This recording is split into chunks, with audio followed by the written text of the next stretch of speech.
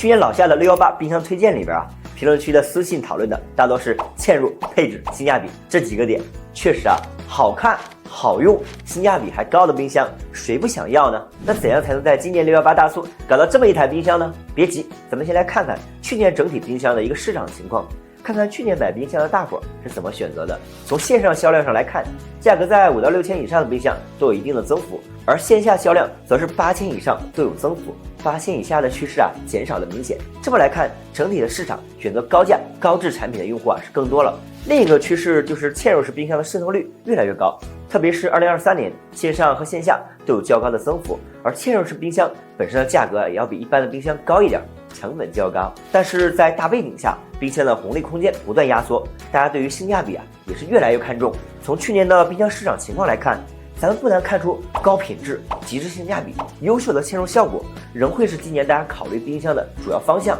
当然，老生常谈的性价比咱啊也不能落下。今天选购环节也将兼顾这几个环节来进行选择。老夏我划分出了4个常见的价位，分别是基础、进阶、高端，一步到位。大家可以根据自己的预算跳转到对应的价格区间。先看基础款，1到4千的价位，冰箱在某些功能配置上会有一定短板，但该有的基础配置一定不能差。首先推荐的是这款荣升452，不到3千的价位，配上了双系统，像母婴空间、铜离子净味都比较全，性价比还是不错的。大促期间估计啊还会有一定的降价，想要低价买到双系统冰箱的话，这款美的532也是一个不错的选择。同样是双系统、大容量加法式门的配置，在4千以内的价格啊，确实还是蛮少见的。如果更喜欢14门的话，也可以看看姐妹款531，容量差不多，会更便宜一些。如果你是追求极致的性价比，那么华凌539啊也值得一看，配置相当均衡，双系统就不多说了，搭配上全舱 PT 净味之后，防串味的效果非常不错的。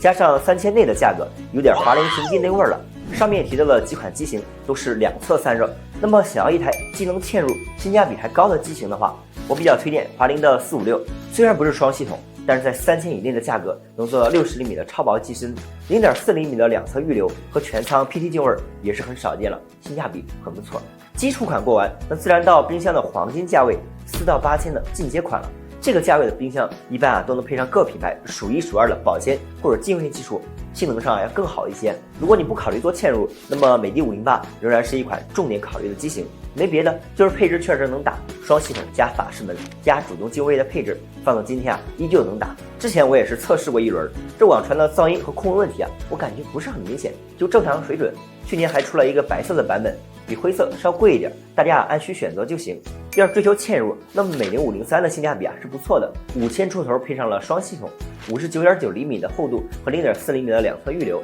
基础配置就不错。不过详情页显示这款冰箱是2个冷冻批次混发，这个要留意一下。预算稍高一点的话，海尔501也是一个不错的选择。如果既想要双系统又追求零嵌，那么美的536可以关注一下。独立双系统全舱 PT 净味，511升大容量，更适合多口之家。要是你想体验一下日式多门精细分处的话，那么可以看看东芝小白桃，同样是带制冰和多项特色技术，颜值也是很不错的。618期间估计价格会低不少。接下来我们到高端款，这个价位往上的冰箱用料会更优，品牌的看家技术啊也会往里面丢，体验会更好一些。首先看的是美的微晶系列526，属于万元出头的性价比很不错的一款，主打的是超薄机身和纯平嵌入，加上钢化玻璃面板的配置，嵌入橱柜后的观感会很不错。比较良心的点呢是在功能配置上，保鲜方面配备了美的的看家技术微晶一周鲜，这个技术的知名度还是蛮高的。主打精准控温，号称猪肉放里面7天都不会坏，无需解冻直接切。听着有点吹牛，但前段时间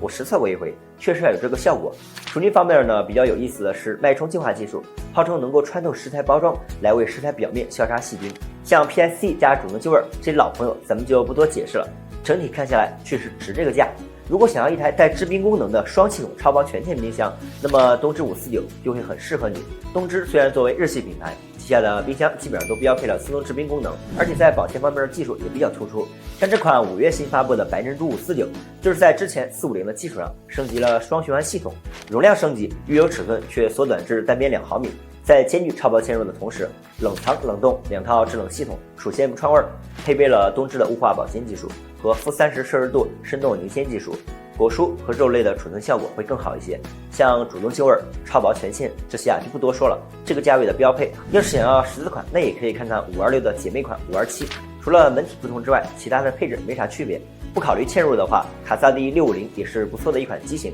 主打的卖点在于万元以内，搭上了 MRI 控氧技术，还是3系统的机型，目前的价格还是不错的。不过不是零嵌机型，大家按需选择就可以。万元出头的价格，松下453也值得一看。松下的特色技术基本上都搭上了，也是标配自动制冰功能，颜值还是蛮不错的。如果你的预算足够高，追求的就是一步到位的话，那么下面几款机子还是挺适合你的。首先是美的微晶系列的651，容量来到了651升，非常适合经常囤货的家庭。相比上面讲过的微晶526，651升级到了3循环的配置，11公斤12小时的大冷动力，制冷效率和防串味的效果会更好。但是比较吸引我的还是这个容量，651升确实非常能装，比较适合经常去超市里面囤货的家庭。同时像微晶一周鲜、脉冲净化这些特色技术也是应有尽有，效果呢上面也讲过，这里不再重复了。第二台是卡斯蒂505，价格要稍高一点，不过配置也是挺足的，做到了零嵌之余，像 MRI 控氧、主动进味这些都是有的，而且还带制冰功能。比较可惜的点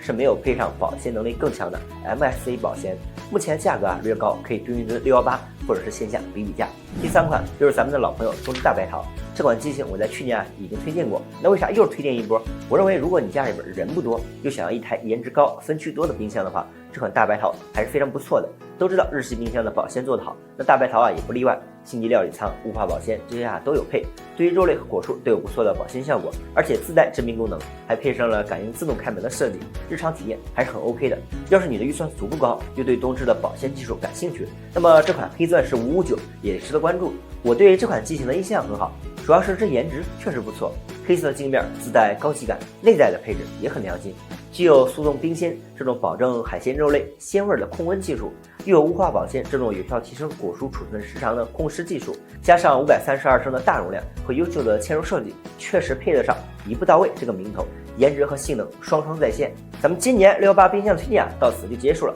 其实咱也不难看出，冰箱市场是一年比一年卷，2、3千的双循环冰箱，4、5千的嵌入加主动进位的冰箱，放在之前我是非常难找的。当然，各大厂商在高端机型上内卷也是肉眼可见的，高配高质的冰箱价格也不像以往那样遥不可及。参数表已经给大家汇总好了，大家可以按需保存。如果你想要在618搞到一台适合自己的冰箱，那么不妨重点关注一下上面的几款机型。